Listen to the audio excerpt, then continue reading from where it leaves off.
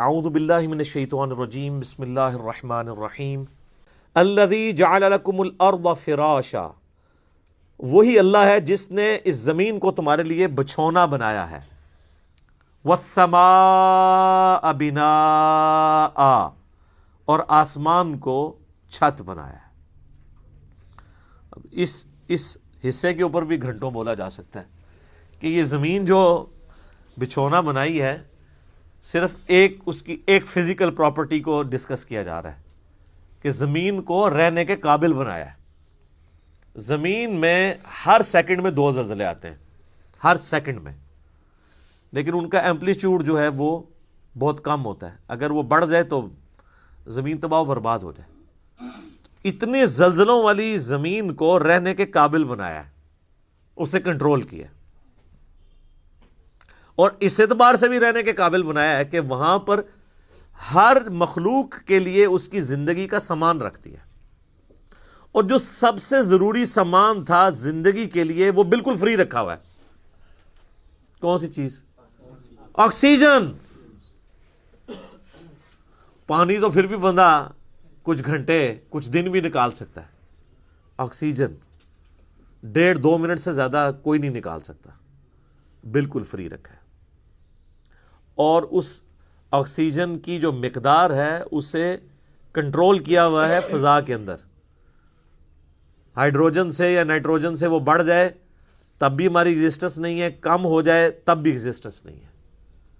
اور یہ تو صرف ایک فائن ٹیوننگ ہے، اس طرح کی ملینز آف فائن ٹیوننگز روئے ارض پہ ہیں۔ اسی لیے سائنٹسٹ کہتے ہیں کہ یہ میریکل پلانٹ بنایا گیا ہے اس قابل کہ یہاں پہ زندگی رہے، تو کسی کے بنانے سے بنا ہے۔ اگر وہ کہتا ہے خود بخود بن گیا ہے تو پھر اس کو کوئی کاپی کر کے بنا کے بتا دے۔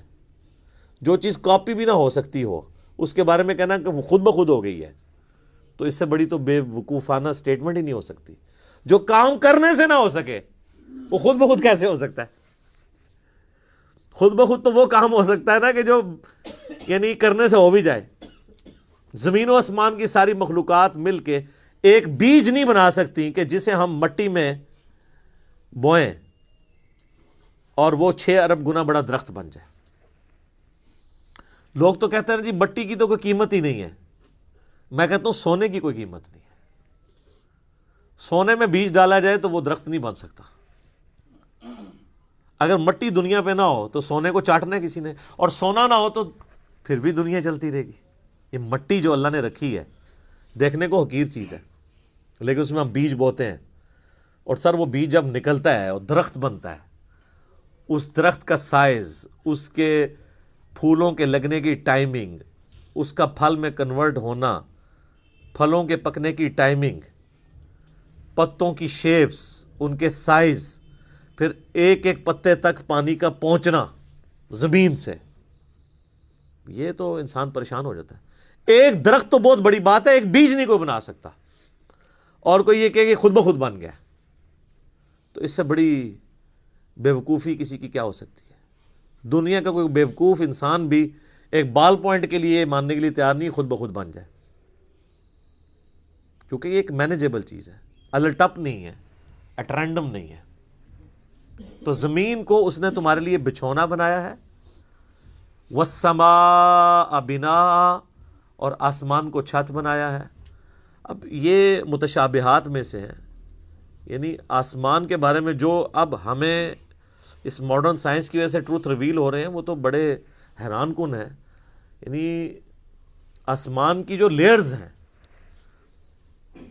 آسمان تک پہنچنے کے لیے جو اللہ تعالیٰ نے لیئرز رکھی ہوئی ہیں، ان کے لیے بھی آسمان کا لفظ استعمال ہو سکتا ہے۔ اسٹریٹوسفیئر ہے، پھر ٹروپوسفیئر ہے، پھر اوزون کی لیئر ہے، یعنی سورج سے ملینز آف ایمپلیٹیوڈ کی مختلف ریز دنیا میں آتی ہیں، لیکن زمین کی جو ہماری رہنے کی سطح ہے اس تک اس میں سے چند ایک پہنچتی ہیں۔ 99.99% یہ آسمان کی جو لیئرز ہیں اس کی وجہ سے ریپیل ہو جاتی ہیں، کچھ ارتھ میگنیٹک فیلڈ کی وجہ سے ریپیل ہو جاتی ہیں، ورنہ وہ ہارمفل ریز نیچے آ جائیں تو بیماریاں یہ جو کہتے ہیں اوزون لیئر کے اوپر ایک شگاف ہے، اس کی وجہ سے سکن کینسر کا خدشہ ہے ان علاقوں میں جہاں پہ وہ ڈائریکٹ ریز آتی ہیں. تو یہ آسمان کو ایک بڑی مضبوط چھت بنایا ہے اللہ تعالیٰ نے. آسمان حفاظت کا ذریعہ ہے. یہ اللہ کی قدرتیں ہیں جی، اس پہ اب کتنی دیر بولا جائے. میرے اس پہ کئی ایک لیکچرز ہیں، وہ آپ دیکھ لیں ورنہ تو ٹاپک بدل جائے گا. وَأَنزَلَ مِنَ السَّمَاءِ مَاءً، اور آسمان سے اس نے پانی کو نازل کیا. فَأَخْرَجَ بِهِ مِنَ الثَّمَرَاتِ، پھر اس کے ذریعے پھل اگائے تمہارے لیے. رِزْقًا لَكُمْ، تمہارے رزق کے طور پہ. اچھا یہ ساری باتیں بنیادی ہیں. کوئی دنیا کا انسان نہیں ہے جو کہ یہ چیزیں میری آبزرویشن میں نہیں ہے. قرآن چونکہ پوری انسانیت کے لیے ہے، لہٰذا اس میں بالکل ڈیٹم لیول کی بنیادی باتیں ڈسکس ہوں گی جو ہر بندے کے ایکسپیرینس میں، نالج میں ہوں. یہ جتنی باتیں آ رہی ہیں کہ تمہیں اللہ نے پیدا کیا، تم سے اگلوں کو پیدا کیا، سب کے ایکسپیرینس میں. اللہ تعالیٰ نے زمین کو رہنے کے قابل بنایا ہے، آسمان کسی انسان نے بنائی ہے. انسان تو ہمیشہ سے آبزرو بھی کر رہا ہے اسے. انسان تو صرف ڈسکوری کرتا ہے، اور انوینٹ بھی جو کرتا ہے وہ بھی کریشن ایکس نہیلو نہیں کرتا، عدم محض سے وجود نہیں دیتا، بلکہ اللہ کی تخلیقات کو یوز کر کے کرتا ہے. اگر وہ یہ ٹیبل لکڑی کا بنا رہا ہے تو لکڑی اس نے نہیں بنائی ہے، لکڑی نیچر سے ہی آئی ہوئی ہے. کریشن ایکس نہیلو نہیں ہے، لیکن اللہ تعالیٰ بدیع السماوات والارض ہے. زمین و آسمان کو بغیر نمونے کے، کوئی چیز نہیں تھی تو پیدا کی ہے. انسان جو خالق ہے وہ اللہ کی تخلیق میں سے خلق کرتا ہے، لیکن انسان بدیع نہیں ہے. البدیع نہیں اسے کہہ سکتے آپ، بغیر نمونے کے چیزوں کو پیدا کرنے والا.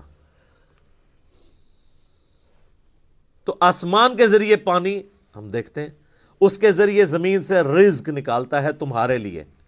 اس میں کیا قیامت مضمر ہے. رزق نکالنا بھی کافی نہیں تھا اگر اس رزق کی کمپیٹیبلٹی ہمارے ساتھ نہ ہوتی. آپ شیر کے سامنے تازہ ترکاری لا کے ڈال دیں، بہترین سے بہترین سبزی بھی، وہ دیکھنا بھی گوارا نہیں کرے گا، کیونکہ اس کی جبلت نہیں ہے، اس کے لیے وہ رزق نہیں ہے. اور بکری کے سامنے فریش قیمہ لا کے ڈال دیں آپ، اس کے لیے کوئی اٹریکشن نہیں ہے.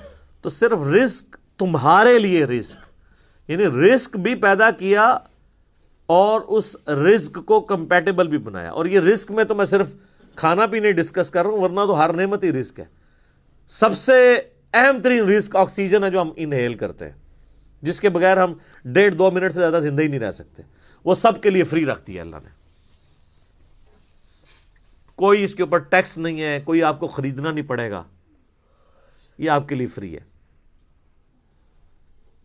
تو جس اللہ نے یہ ساری نعمتیں دی ہیں، اس نے زمین کو رہنے کے قابل بنایا، آسمان کو تمہارے لیے مضبوط چھت بنایا تمہاری پروٹیکشن کے لیے، آسمان سے پانی نازل فرما کے زمین میں سے نباتات اگائے، اس کے ذریعے تمہارا یہ فوڈ سائیکل چلتا ہے سارے کا سارا. سب کچھ زمین سے ہی آ رہا ہے، چاہے وہ جانوروں کی خوراک ہو، چاہے پودوں کی خوراک ہو، چاہے ہماری خوراک ہو. زمین مر جائے تو ساری مخلوقات مر جائے.